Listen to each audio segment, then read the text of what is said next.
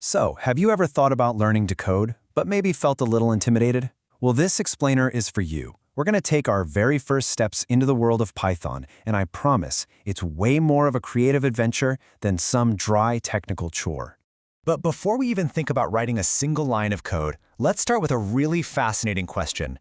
Is it possible to literally rewire your brain to think like a programmer? I know, it sounds like something straight out of a sci-fi movie, but the answer?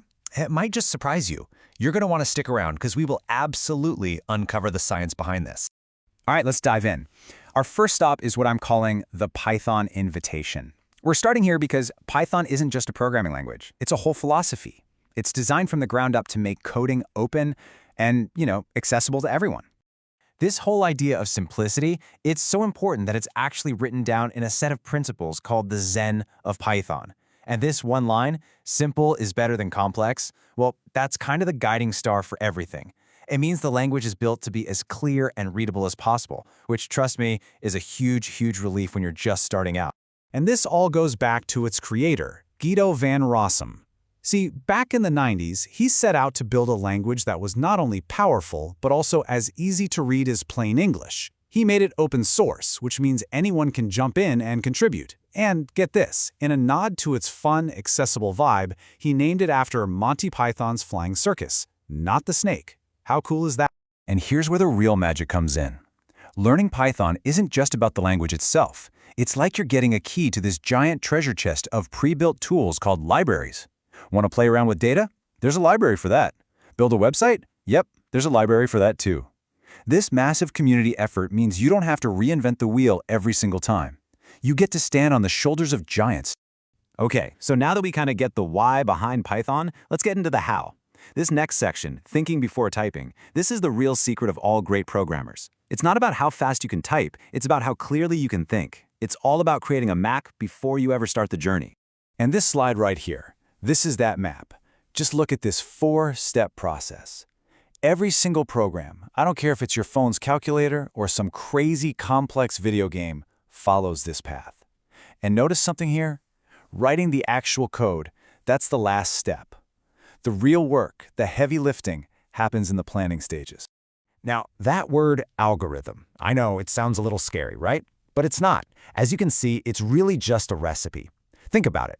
When you bake a cake, you follow a very specific set of steps in a very specific order. An algorithm is the exact same idea, but for your code. It's the step-by-step plan that makes sure you get the results you want. So if the algorithm is the recipe, then pseudocode, well, that's like sketching out the steps on a notepad before you even start pulling out ingredients. It's your plan, written in plain English, without worrying about any of the strict grammar or what we call syntax of a real programming language. This is such a critical step because it lets you focus purely on the logic, which makes writing the actual code so much easier later on. Okay, map in hand, we're ready for the really exciting part, having our very first conversation with the computer. This is where all those abstract ideas we've been planning become real, tangible instructions that a machine can actually understand and execute. And here's a little secret for you. Almost every single program you've ever used works in this simple 3-step dance. It takes in some data, that's the input. It does something with that data, that's the process, and then it gives you a result, that's the output. Input, process, output. Seriously, once you see this pattern, you'll start seeing it everywhere. So, how does a program actually remember all the information it's working with? Well, it uses something called variables. And honestly, the best way to understand a variable is to think of it exactly like this, a labeled box. You just give the box a name, say user_name, and then you put something inside of it, like the text Alice. From then on, whenever you need that info, you just call the box by its name. Simple as that. Now, these boxes are built to hold different kinds of stuff. If you need to store a whole number, like 10 or 42, you use an integer, or int for short. For numbers that have decimal points, like 3.14, you're going to use a float. And for any kind of text, from a single letter to a whole book, you use a string. These three are the absolute building blocks for storing data in Python. All right, it's time to open up the Programmer's Toolkit. Now, just like any language, Python has rules, a sort of grammar. But don't think of them as restrictions. Think of them as the tools that give you the power to build incredible, complex things one piece at a time. This slide shows something really important about why Python is so great for beginners. It's an interpreted language. So look at that image on the right. With Python, you write a line of code and the interpreter just runs it instantly. Compare that to a compiled language, where you have this whole extra complicated step before you can see if your code even works. That instant feedback makes learning Python feel so much more like a conversation. When we're naming our variables, our little boxes, there are a few basic rules to follow. The standard way to do it in Python is called snake case. That's all lowercase with underscores between words. And as you can see in this table, there are a few things that are definite no-nos. You can't start a name with a number, you can't use weird symbols like the @ and you can't use words that Python is already reserved for its own commands, which are called keywords. The great news is that doing math in Python is super straightforward. I mean, the symbols for adding, subtracting, multiplying, and dividing are exactly what you'd guess. The only one that might look a little different is the double asterisk, which we use for exponents, raising a number to a power. It's all designed to be simple, so you can start crunching numbers right away.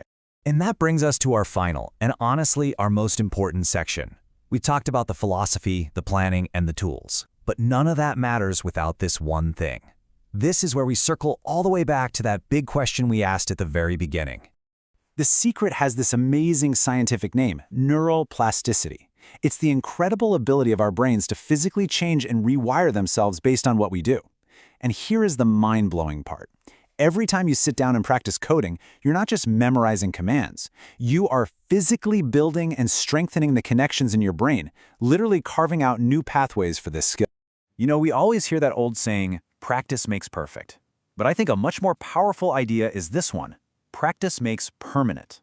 What that really means is that whatever you do over and over again, your brain gets better at it. And that goes for good habits and bad ones. Repetition is how you actually sculpt your own brain. So how do we actually use this to our advantage? It means you got to get your hands on the keyboard. Don't just sit there and watch tutorials. You need to actively type out the code yourself. And, most importantly, learn to love your mistakes.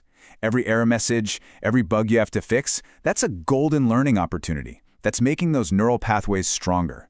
The real key is just being consistent. Even 15 minutes of practice a day is way more effective than a marathon session once a week. And that brings us full circle, right back to that opening question. Can you literally rewire your brain to learn to code? The answer, according to neuroscience, is a huge, resounding yes. It's not a metaphor. With focused, consistent practice, you are physically remodeling your brain to think like a programmer. You now have the map, you've got your first set of tools, and you understand that you have the power to reshape your own mind to learn this skill. Your journey into coding is just getting started. So the only question left is, what are you going to build next?